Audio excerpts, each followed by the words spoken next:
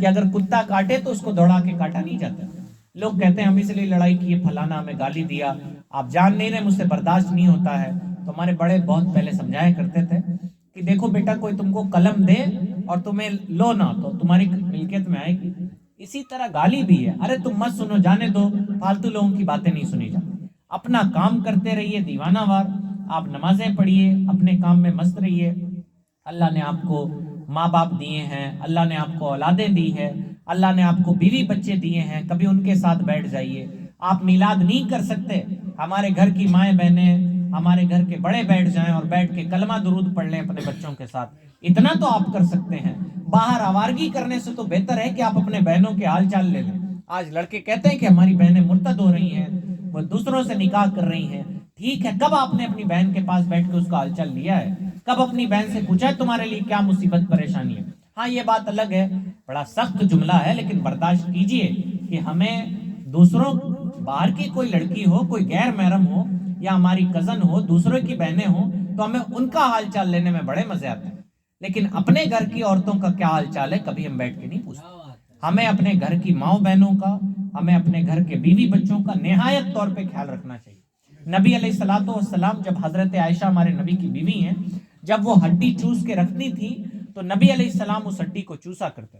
آپ بتائیں، عقل یہ کہتی ہے کہ جس ہڈی میں گوشت نہ ہو اس سے حاصل کیا ہوتا ہے؟ لیکن یہ اظہار محبت کا ایک طریقہ ہے نا، کہ اپنے گھر کی عورتوں کے ساتھ محبت کا اظہار کیا جائے.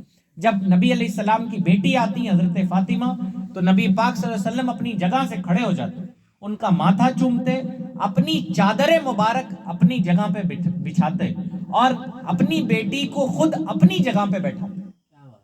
یہ نبی اپنی بچیوں سے ایسی محبت فرماتے تھے.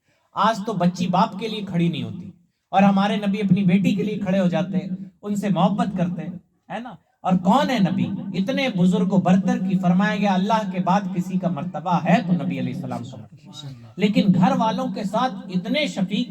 نبی علیہ السلام کی ایک بیوی ہیں جو مسکینوں کی بہت مدد کرتی تھی، انہوں نے اپنی بیوی کا نام رکھ دیا ام المساکین، یعنی غریبوں کی ماں.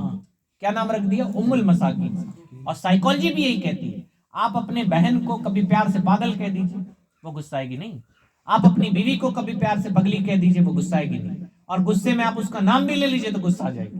تو نبی نے ہمیں سکھایا کہ پیار سے کچھ اپنے بچوں کے نام رکھنا، اپنی بیویوں کے نام رکھنا، یہ ہمارے نبی کی سنت ہے نا. تو نبی علیہ السلام نے کسی کا نام لمبی ہاتھ والی رکھ دیا کیونکہ وہ زیادہ صدقہ کیا کرتی تھی. نبی نے کسی کا نام مومنوں کی ماں رکھ دیا، نبی نے کسی کا نام کچھ رکھ دیا، کسی کا کچھ رکھ دیا. اور آپ سوچیں، آج تو گھروں میں بوال ہو جاتا ہے بیویاں کھانا نہ بنا پائیں. نبی حضرت عائشہ کو گھر کے کام سکھایا کس نے معلوم ہے؟ ہمارے نبی. نبی کی بیوی ہیں، گھر کا کام کرنا خود نبی نے سکھایا. آج تو اگر بہو کو کام کرنا نہ آئے تو ساس بوال کر دے ہے نا. ارے بھائی، آپ کو بوال کرنے سے ملے گا کیا؟ ذرا سمجھداری سے کام لیجئے اور اپنی بہو کو کام کرنا سکھا دیجئے.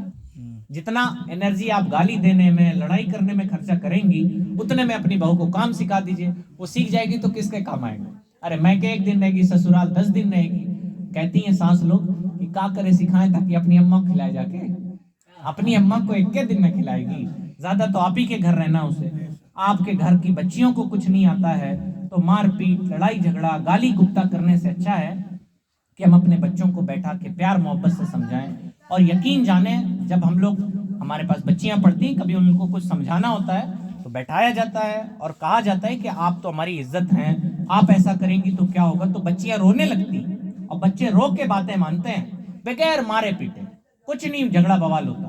اسی طرح اگر ٹھیک ہے پڑوسی برا ہے نا، ٹھیک ہے پڑوسی آپ پہ ظلم ستم کرتا ہے. ہمارے امام صاحب ہیں، کئی ایسے بزرگان دین، وعلیکم السلام، کئی ایسے بزرگان دین ہیں جن کے گھر میں ان کے پڑوسی اپنے گھر کا کچڑا پھینکا کرتے تھے، اپنی ڈسٹ بن خالی کیا کرتے تھے، لیکن جب وہ بیمار پڑتے تو وہ انہیں دیکھنے جایا کرتے. حضرت امام اعظم کا واقعہ ہے کہ ان کے محلے میں ایک شرابی تھا اور وہ شراب پی کے خوب نشے میں شاعری پڑھا کرتا تھا کہ میں بہت قیمتی ہوں، کوئی میری قیمت نہیں سمجھتا. 2 دن سے وہ غائب تھا تو امام اعظم نے پتہ کیا تو پتہ چلا پولیس والوں نے پکڑ لیا. وقت کے امام چلے گئے راجہ کے پاس اس سے چھڑانے، اور جب جیل سے باہر کہا کہ میں خود اسے لینے جاؤں گا.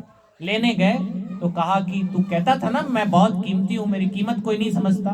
اللہ کی بارگاہ میں گواہی دینا کہ نعمان بن ثابت نے تیری قیمت سمجھی. اب بتائیں کوئی کسی پہ اتنی محبت کر دے تو کیا وہ برے کام کرے گا؟